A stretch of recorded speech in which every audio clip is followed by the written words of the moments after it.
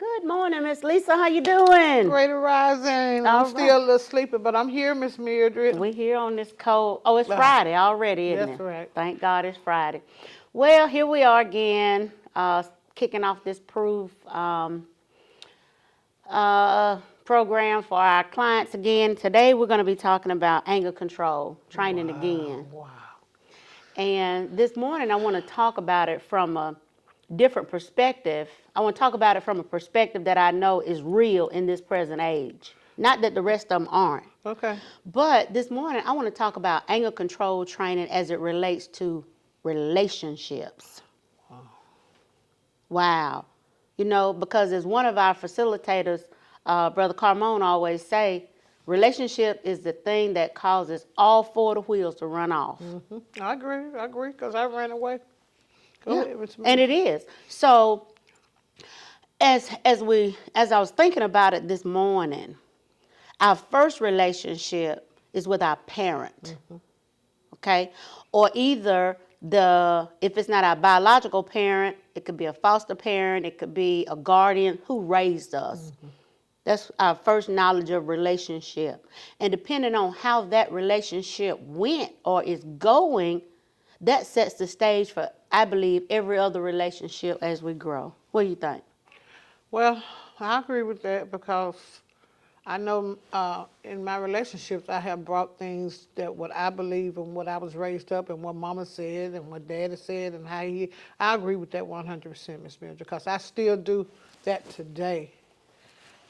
You know, I said, well, my mama said, my dad and them said, my brother and them don't go for that, you know. So it's based on, you know, the upbringing. Of our relationship, That's right. The first knowledge of relationships. And then I thought about, here we go. We heading into school. Of course, you know, I was a little late bloomer, so I didn't get to go to pre-K and kindergarten and all that. First grade, you know. Now we trying to build relationships with our little peers, you see. And but backing up, if our relationship doesn't go well, which we don't know whether it's going well or not, you know, when we're in the midst of it. And as we grow and we learn different stuff and we begin to look back over it, we say, wow, that wasn't even what we would consider a healthy relationship, you know, just say with mom or with dad or with our friend at school. Because when a situation arose, we didn't know how to talk it out. You know, we just get upset and run. That's what a lot of people do. They call it like the fight or the flight. We either fight, you see what I'm saying? Because we've been taught to just argue. Or some people don't only argue, they get into physical stuff, or we run, fight or flight. So I thought that was really interesting, that aspect of relationship as it's relating to the participants that come into our PROVE program, you see.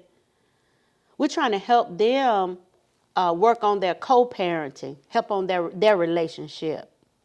You know, they had at one point in time at least 15 or 20 minutes where they got along, you know, because they parented a child. But now, based on some of their past experiences, whether it was their relationship with their parent, whether it was relationship with some other friends or lovers or whatever, you know, those things have set the stage for them not being able to relate well to this person they with now that they're trying to co-parent with. Ms. Mildred, you said something there because when you said that you didn't go to preschool and then you said your first learning of a relationship is with your parents or whatever sibling raised you, your grandmother, whoever, foster parent.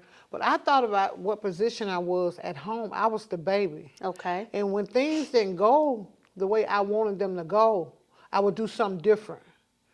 You know, I would do, whether it's right or wrong, I would do something different. I remember when I was in the first grade, and I didn't like going to the first grade because I wanted to stay in pre-K. I wanted to play and stuff. So what I did was I stopped going, and I would go into pre-K and to pretend I was somebody else. Wow. You see what I'm saying? Because that's how I was at home, because my sibling and them allowed me to do that. Okay. Because I was the baby. You know what I'm saying? They'll say, oh, that's okay, it's all right. But I do that right today, and I say, I'm done. So even in school, you decided, okay, I ain't go to first grade class. I'm going to go back over here. Wow. Because that's what I did in the home. When when something didn't go my way, I can go back and get it. Or I can go back and do something different, and they let me go. Got it. And I brought that into a preschool and as well as the first grade. So let me ask you, do you think that also carried over into your teen relationships? That carried over into my your life young today. adult, Yes, into your ma'am. marriage? Today. Wow. Right today, Miss Mildred. Right today. Even in my relationship when I was, me and my husband got into it. He was in New York, and then I went to Canada. He came. I said, I'm done. And I left him right there. Didn't even care. You know what I'm saying? Yeah. But that was in me because Yeah. that's what I knew to do. What we knew. Yeah. I was supposed to stay there with my husband and worked it out, but I left. I done left him in all the time. I had to stay there and work it out, and I did work it out. You know, as I look back, that's what I did. When I get to a point, I will leave. And Mama said, go back when I'll leave again. So you are so correct on that, Miss Mildred. Yeah, I mean, these healthy relationships and, you know, finding material, finding people who have overcome certain things, you know, who can impart into them, I'm going to say the wisdom, you see, of how to communicate in a healthy way so that you can build a relationship. You see, I believe unhealthy relationships is one of the things that causes so many people to be angry. I mean, just angry, and a lot of times don't even know why you're angry. You know, you don't know why you're angry for real. But like you said, you're angry because I'm used to having my way, or I was brought up and raised to believe that I'm supposed to do this, and that a friendship is supposed to be like this, a marriage is supposed to be like that, you see, and we don't know. We met somebody from a different upbringing, and now we coming together, said we want to be together and have a relationship, and don't have a clue how to communicate in a healthy way. Right, because when it's time to communicate and then you don't want to listen, do what I ask you to do, then I'm getting angry. Right. And then I want to fight, and then it just go on from there. I'm saying something to hurt you because I want to get back at you. You know, it's just what I believe. It's nothing against you. It's what I believe, and my belief system had to change too. Right. And the belief system is what forms our expectations. You know, I've heard people say, well, I don't have no expectations. Well, that's false. We all have expectations. They might not be the same. And so in light of what we think a relationship is supposed to be, a friendship, or even what a mom and a dad is supposed to be. You know, there's no one rule book that we can get, and if we do it all right by that book, everything's going to work out fine. You see? So, again, the anger, I believe, is a result of also unrealistic expectations in relationships. Okay?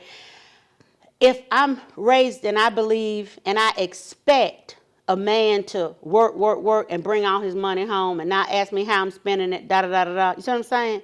That might be a realistic expectation to me, but if he don't believe that, it's an unrealistic expectation to him. You see? Same thing. If a man believes that a wife is supposed to cook, look, we living in a time now where some of these girls can't even boil an egg. You see? So he set himself up based on his expectations for the relationship to fail because a person doesn't do, you know, or act like he or she think they're supposed to act. I had a situation with my son, and he was basing his marriage on some false expectation from this woman. And he wanted me to go back to be with his father, knowing that his father is not doing the things that I believe today, that what I'm allowing in my life, that holds my peace. And I asked my son, I said, would you want me to go under that? Would you want me to be treated like that? But it would have been okay with him based on, because he was raised around his father, based on what he knew, what his father and them done taught him, and whoever, my sister-in-law and them taught him. It was okay to be treated bad. It's okay to be lied to. It's okay to be cheated on. It was okay with him. And I had to tell him that no, that is not so, that's not true. But it really kind of grieved my heart to see that, even though I didn't raise him, but to see that it's okay. And a lot of people, a lot of men think it's okay to have a relationship outside of marriage, and they said it's just a man. And that's what he said, Mama, just a man. But I'm not Wow. accepting that today. And that's it. See, as we, I believe, grow and mature and have a yearning to learn what's true for real, not based on what we saw or what somebody told us, it makes a difference. And so to have a healthy relationship and to not get caught up in all of these things that can make us angry, there again, I believe we need to sit down and have more conversation before choosing our mate. Now, realistically, we know that nothing's going to be 100% right or perfect. You see what I'm saying? But I believe if we have more dialogue and talk about my belief system and he talk about his belief system, you see, then we can put that thing on the table and we understand that's where we both came from. Now we're going to try to see, okay, I can take this from your belief system. I can take this from my belief system. Now we got to come up with, a unified belief system for our family if we're going to work this thing out. I believe that's one thing that will help dispel some of the anger that arises in relationships and cause them to be toxic. Yeah, because I agree with you, because if I know what your expectations, and I know what you believe and what you want, then I'm able to provide that. Because I can provide something and have no idea that it's affecting you like that. Exactly. Because that's what happened to me. It was things was being done, but I held it inside. And I was a raving maniac then, you know what I'm saying? The anger had built up to resentment, to build up. It just built up because I was holding it in because I didn't like what I was seeing and what was happening. That's it. And see, on the front end, like I said, we're not going to be able to talk about everything because I don't believe everything's going to come to our mind. But some of the things that's really important, and I believe our belief system is really important. We need to talk about that. And we need to talk about some do's and don'ts. See, if you expected me to do a certain thing that I don't do, you see, or I don't believe is right for me, and we've had that conversation, you won't be expecting me to do that. Or if that's a deal breaker, you see what I'm saying? Then I know me and you can't go forward because that's a deal breaker. And these are some of the things that I know causes anger once people get together. It really does. And so the anger that arises within relationships, now you're trying to co-parent, you see? You can't even stand in each other anymore. So how you going to co-parent if you won't communicate? We have clients who, and I won't say participants, not clients, they come through, they got a 4-year-old, they ain't talked in 3 years, they don't even have each other's phone number or email. How you going to co-parent? Then you end up in family court, and then they send you to the PROVE program. And now we got to start at the ground floor again. Taking you all the way back to your relationship with your mom, your relationship with your dad, you see, your relationship with your siblings. And sometimes that stuff come out, the friction that you even had with your parents, the frictions that you had with your siblings. Because sometimes sibling rivalry is not talked about when you believe one parent showed favoritism to one of your siblings more so than they do you. And see, that stuff carries over as well. I mean, it's just so much in these relationships that I believe causes a good bit of the anger that we see that our participants are trying to tunnel through. And like you said, even us as adults now, when we encounter somebody that's kind of rub us the wrong way, if we're not careful and are not willing to talk that thing out in a healthy way, we could just snap. Or what I know we can do, we can cut off a potential relationship or friendship that will be beneficial to us in some kind of way. You see? Because we had a flashback of something that happened. So like, well, I'm putting the brakes on.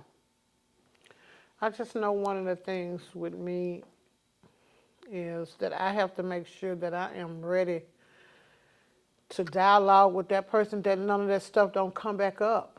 I need to deal with some things probably deep down that, like you said, would stem from my family, upbringing, and I need to deal with some of those things right there in order to even have a relationship. Because Right. that's one of the things that I can work on. I can work on, finding some tools to help me with that. Because, I'm strong-headed. You know what I'm saying? When I say ain't gonna be nothing, it ain't gonna be nothing. And that don't mean that I'm right. Right. There you You see what I'm go. saying? It don't mean that I'm right. And I have seen myself and known that I wasn't right. It's just that, like I shared from the first beginning, that's who I was, when I was a little girl, because they allowed that to happen. Right. They allowed me to act like that. But I shouldn't bring that into no relationship, because if so, then I'm going to have friction, and I'm not going to be able to have a decent relationship based on my belief system and based on what was done when I was a parent. So that's one of the things that I need to work on. Need to look within myself so that I can be a better person to be able to co-parent Yeah. with my child's father. Yeah. And you just said something. That word right. And then when we look at the opposite of right, wrong, that's one of the things that causes a lot of friction too, because of unrealistic expectations and inability to communicate. And I even ask people that's trying to co-parent or even married couples sometimes, is it better for you to be right, or is it better for your relationship, to become whole? Because you've got some people that just live right there. I know that I knew I was right. I knew I was right. Okay. Sometimes you're right. Sometimes you're wrong. Sometimes I'm right. You see what I'm saying? And sometimes I'm wrong. If we could just understand that nobody is right all the time and nobody's wrong all the time, then I think that will help us also be able to communicate better and diffuse some of the things that we walk around angry about. You see? And I hate to sound like a scratch record, but I just know since I've matured into this, I didn't know all of this in my 20s and in my 30s. Whoo, I was a piece of work. You hear me? Raised an only child. So, but I thank God when I think back over it, I was never selfish, even though I was raised an only child. You see what I'm saying? Because I was so giving, because I wanted other people to come into my space because I spent so much time by myself. And I don't think in a bad way, but I think sometimes I was so giving that it became like self-sacrificial because I wanted to include people in my, circle so bad. And I think that's what happens when we go into relationships as well, that cause them to be unhealthy. It's never wrong to give, but if you're the one that's always giving, and all the other person is doing just, soaking up, just receiving, that's an unhealthy balance. And eventually, that's going to cause you to get angry. I don't care how much you enjoy it at first. I'm telling you what I know. It's going to cause you to become angry. You see? And I hear people say, well, I'm just a giver. Nothing wrong with that.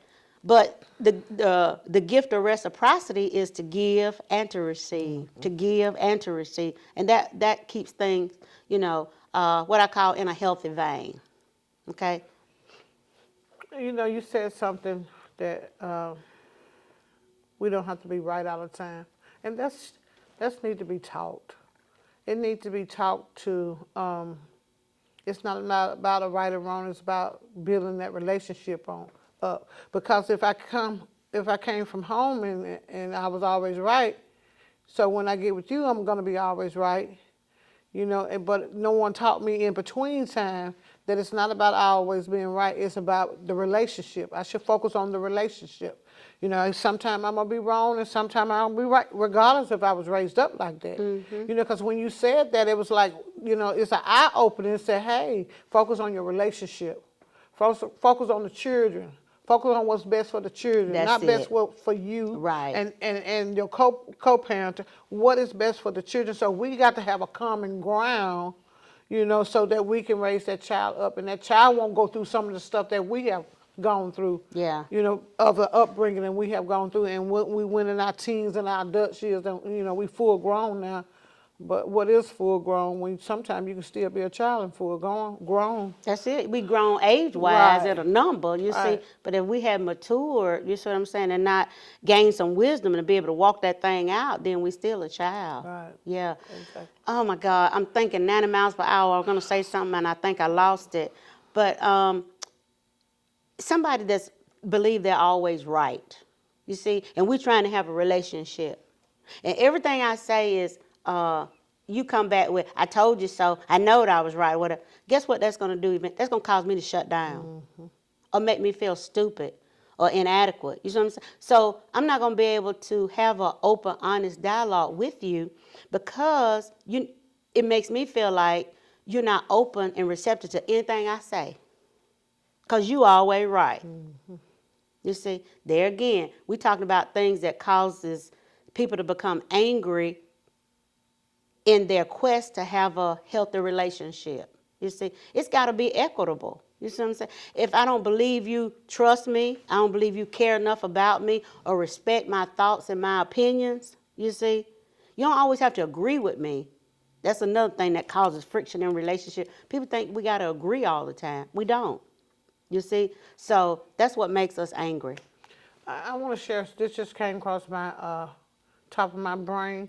Me and my son was talking, and he felt like I always take the woman's side, and that I never take his side.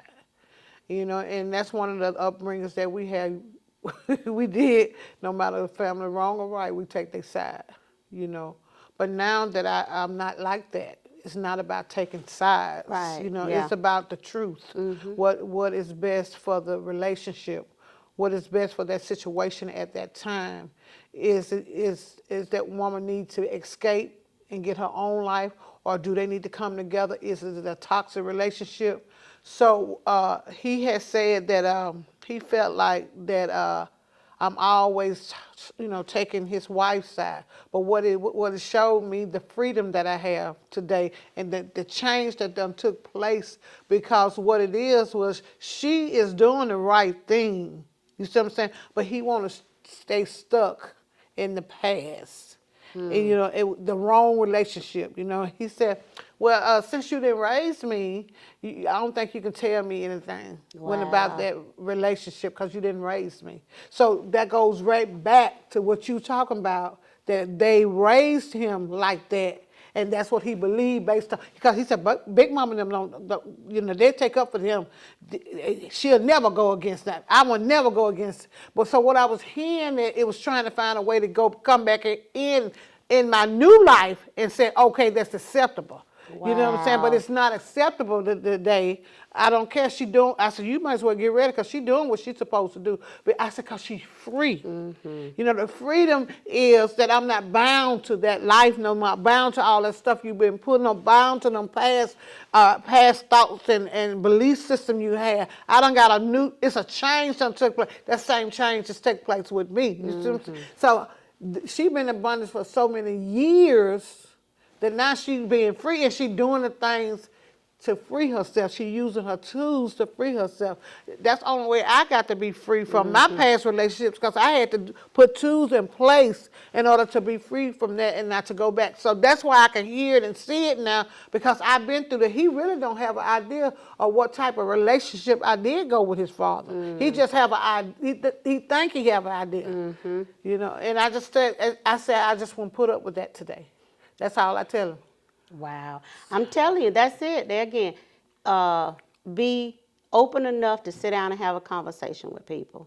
And going forward, I believe that will help dispel a lot of those things that's causing the anger to arise, if we can talk about it. Did you see what I was saying? He was ready to cut the conversation off. Right, so right. no change can take place. That's you see right. what I'm saying? Right. So they're saying, okay, you stuck there. Then I said, oh, we'll need to talk.